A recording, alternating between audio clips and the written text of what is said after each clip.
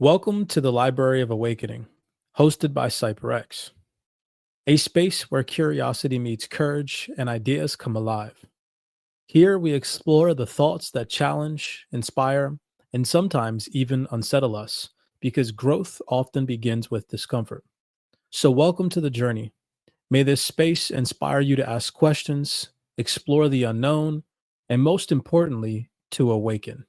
This is the Library of Awakening.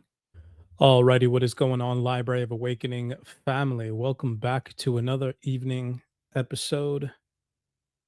In today's episode, no edits. I'm not going to pause and I'm not going to chop up anything that I stumble on or anything like that. It's just going to be raw. Tonight, I want you guys to take a breath with me for a moment and let me know if you like this type of revamped style video breakdown that I'm going to do tonight in the comments down below. But I want to really slow this down because what we're talking about today isn't something that you rush through. The information here in today's video breakdown comes directly from The Ancient Secret of the Flower of Life. And the book opens up with a simple but powerful idea. And it's that we are far more than what we remember, not more than what we need to become, but more than we've allowed ourselves to remember. The author starts off in this book by saying that long before the civilizations were taught about, long before history books began, human consciousness existed in a much higher state, a state of connection, awareness, and unity that feels almost impossible to imagine from where we are standing today. And he says something that really stayed with me. And he says, long ago, we fell from a very high state of consciousness, and the memories are just now beginning to emerge. When I first read that, it didn't feel dramatic. It almost felt familiar, like it explained something I couldn't quite put words to. That quiet sense that something about modern life feels disconnected or rushed or fragmented. The book isn't saying that we are broken, it is saying that we have forgotten. And forgetting does not make you weak, it makes us human. One of the most important ideas in the book is this: the way most of us experience reality today is shaped by separation, separation from each other, separation from nature, separation from ourselves. It explains that we've come to believe that we are inside a body looking out at the world instead of deeply connected to everything around us. And the book says it very, very clearly. This is pure illusion. That line in this book hit me very hard because when you believe that you're separate, fear makes sense, scarcity makes sense, always feeling like you have to prove yourself makes sense. But what if that's not the truth? But what if that's not the truth of who you are? What if that's just the result of seeing the world through a narrowed lens? The book gently reminds us that creation itself follows patterns, sacred geometry, and that those same patterns exist in nature and in galaxies and atoms and us, not symbolically, but literally. It talks about an energy field around the human body, something that ancient cultures understood and that was once active, balanced, and alive. And it says that over time, that awareness faded, not because we failed, but because consciousness shifted.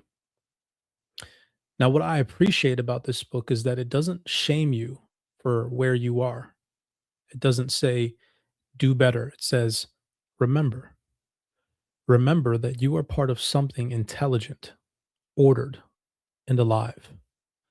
Remember that growth isn't about adding more noise to your life, it is about restoring balance. One of the most grounding parts of the book is when it talks about integration, bringing logic and intuition, mind and heart, masculine and feminine aspects back into harmony. Because so many of us today live split, I myself included, some portions of my life. We think one thing, we feel another, or act another way entirely, and then wonder why we're exhausted. The book goes on to explain that real transformation happens when we stop fighting ourselves and we start aligning. And it makes an important point I think a lot of people need to hear. And it's that technique alone is not enough. Information alone is not enough. You don't grow just by knowing more. Growth comes from how you live, how you implement the knowledge that you are learning, how you treat yourself, how you relate to others, and how much compassion you allow into your inner world. The book says that without love, without real, unconditional love, even the most advanced understanding becomes hollow. That love is not weakness, it's coherence. It's what allows things to function properly. And that idea changed the way that I read the rest of this book because suddenly this wasn't about accepting or escaping reality. Because suddenly this wasn't about escaping reality. It was about living more fully inside it. It was about becoming less reactive, less fragmented, less controlled by fear or old conditioning, and being more present, more grounded, more whole. The book also reminds us that connecting doesn't happen overnight.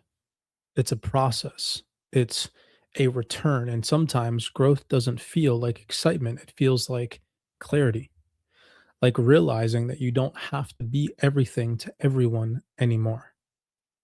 Like understanding that peace doesn't come from control, but from alignment. So, if you're listening to this and something feels familiar or comforting or even a little emotional, that's okay. You're not discovering something new. You are remembering the old, something that is already inside of you. And that's really the heart of the ancient secret of the flower of life. Not awakening as an achievement, but awakening as a return to who you've always been beneath the noise. So, I'm going to read a few pages for you tonight. Take what resonates with you and leave what doesn't, and trust that growth does not need you to force it. It needs patience, it needs awareness, and it needs a little compassion for yourself along the way. So, scrolling up to the very top of this, volume one, there's two volumes. I actually have both physical copies of this book. Phenomenal reads, if you ask me. You guys can catch both of these copies inside the private CyberX Discord by heading over to cyberxtrading.com and tapping into our Library of Awakening section. As a matter of fact, there were over 50 new books today shared just alone inside the Ancient Wisdom and Symbolism Esoteric Knowledge section in the Discord today. And the Ancient Secret of the Flower of Life was one of them. So, starting this off, let's see. Let's read our ancient past. Go through part one. A little less than 13,000 years ago, something very dramatic happened in the history of our planet that we're going to explore in great detail.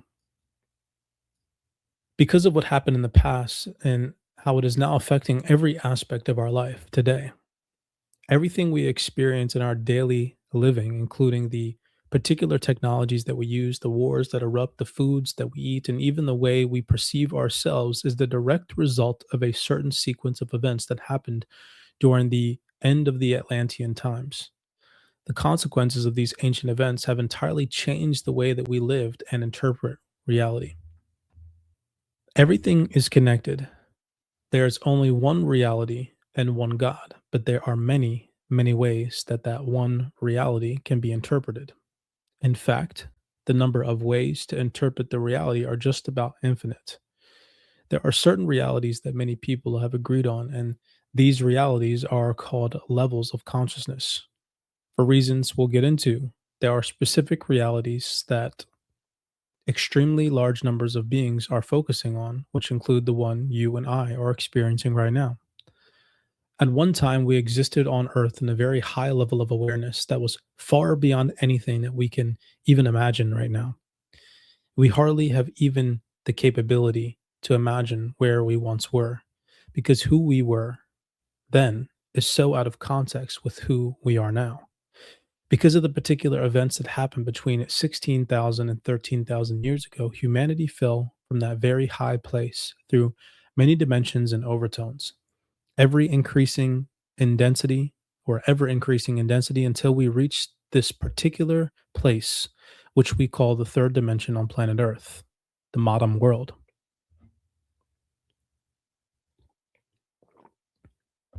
When we fell, and it was like a fall, we were in an uncontrolled spiral of consciousness moving down through the dimensions of consciousness. We were out of control, and it was very much like falling through space. When we arrived here in the third dimension, certain specific changes took place, both psychologically, psychologically, hopefully I'm pronouncing that correctly, and in the way we function in reality. The most important change was in the way we breathed prana, a Hindu word for the life force energy of this universe. Prana is more critical to our survival than air, water, food, or any other substance, and the manner in which we take this energy into our bodies radically affects how we perceive the reality. In Atlantean times and earlier, the way we breathed prana was directly related to the electromagnetic energy fields that surrounded our bodies. All the energy forms in our fields are geometric, and the one we will be working on with is a star tetrahedron, which consists of two interlocked tetrahedrons. Excuse me. Another way of thinking of this is a three-dimensional Star of David. The apex of the upward pointing tetrahedron terminates one hand's length above the head, and the apex of the downward pointing tetrahedron terminates one hand length below the feet. A connecting tube runs the upper apex to the lower point through the body's main energy centers or chakras. This tube for your body has the diameter of the circle you make when you touch your longest finger to your thumb. It looks like a glass fluorescent tube, except it has a crystalline structure at the ends that fit into the two apexes of the star tetrahedron. Before the fall of Atlantis, we used to bring prana simultaneously up and down this tube, and the two prana flows would meet inside one of our chakras. Specifically, how and where the prana meets has always been an important aspect of this ancient science, which today is still being studied throughout the universe. Another major point in the human body is the pineal gland, located almost in the center of the head, which is a huge factor in consciousness. This gland has degenerated from its original size, comparable to a ping pong ball, to its present size, that of a dried pea, because we forgot how to use it a long time ago. And if you don't use it, you lose it. Pranic energy used to flow through the center of the pineal gland. This gland, according to Jacob Lieberman, author of Light, the Medicine of the Future, looks like an eye, and in some respects, it is literally an eyeball. It's round and has an opening on one portion, and that opening is a lens for focusing light. It's hollow and has color receptors inside. Its primary field of view, though this has not been determined scientifically, is upward toward the heavens. Just as our eyes can look up to 90 degrees to the side from that direction they face, the pineal gland can also look as much as 90 degrees away from its set direction. Just as we cannot look at the back of our heads, or out the back of our heads, the pineal gland can look down toward the earth. Held inside the pineal gland, even in its shrunken size, are all the sacred geometries and understandings of exactly how the reality was created. It's all there, in every single person. But these understandings are not accessible to us now because we lost our memories during the fall. And without our memories, we started to breathe differently. Instead of taking in prana, we lost our memories during the fall. And without these memories, we started to breathe differently. Oops, I read that already. Sorry. And instead of taking in prana through the pineal gland and circulating it up and down our central tube, we started breathing it in through the nose and mouth. This caused the prana to bypass the pineal gland, which resulted in our seeing things in totally different ways through a different interpretation called good and evil, or polarity consciousness of the one reality. The result of this polarity consciousness has us thinking that we're inside a body looking out, somehow separated from what's out there. This is pure illusion. It feels real, but there is no truth at all to this perception. It's merely the view of reality that we have from this fallen state. For example, there is nothing wrong with anything that happens, for God is in control of the creation. But from one point of view, a polarity view, looking at the planet and how it evolves, we should not have fallen down here. In a normal curve of evolution, we should not be here. Something happened to us that was not supposed to happen. We went through a mutation. We had a chromosome breakage, you might say. So the Earth has been on red alert for almost 13,000 years, and many beings and levels of consciousness have been working together to figure out how to get us back onto the path, DNA, where we were before. The effect of this mistaken fall in consciousness and the ensuing efforts to get us back on track is that something really good, something unexpected, something amazing has resulted. Beings from all over the universe who have been trying to help us with our problem have initiated various experiments on us in an effort to assist, some legally and some without license. One particular experiment is resulting in a scenario that no one anywhere had ever dreamed would become a reality, except one person in a single culture from a long distant past. The Merkaba. There's another major factor that we're going to discuss on this story. 13,000 years ago, we're aware of something about ourselves that we've since completely forgotten. The geometric energy fields around our bodies can be turned on in a particular way, which is also connected to our breath. These fields used to spin at close to the speed of light around our bodies, but they slowed down and stopped spinning after the fall. When this field is turned back on and spins, it's called the Merkaba, and its usefulness in this reality is unparalleled. It gives us an expanded awareness of who we are, connects us with higher levels of consciousness, and restores the memory of infinite possibilities of our being. A healthy spinning Merkaba is 50 to 60 feet in diameter, proportionate to one's height. The rotation of a spinning Merkaba can be displayed on a computer monitor using an appropriate instrument, and its appearance is identical with infrared heat enveloped by the galaxy. The same basic shape as the traditional flying saucer. The word Merkaba is made up of three smaller words, Mer, Ka, and Ba, which, as we are using them, came from the ancient Egyptian. It is seen in other cultures as Merkaba, Merkaba, or Merkava. There are several pronunciations, but generally you pronounce it as if the three syllables are separate, with equal accents on each. Mer refers to a specific kind of light that was understood in Egypt only during the 18th dynasty. It was seen as two counter-rotating fields of light spinning in the same space, which are generated by certain breathing patterns. Ka refers to the individual spirit, and Ba refers to the spirit and interpretation of its particular reality.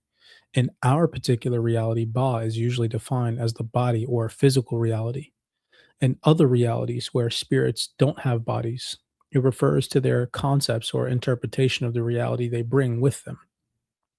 So the Merkaba is a counter-rotating field of light that affects spirit and body simultaneously.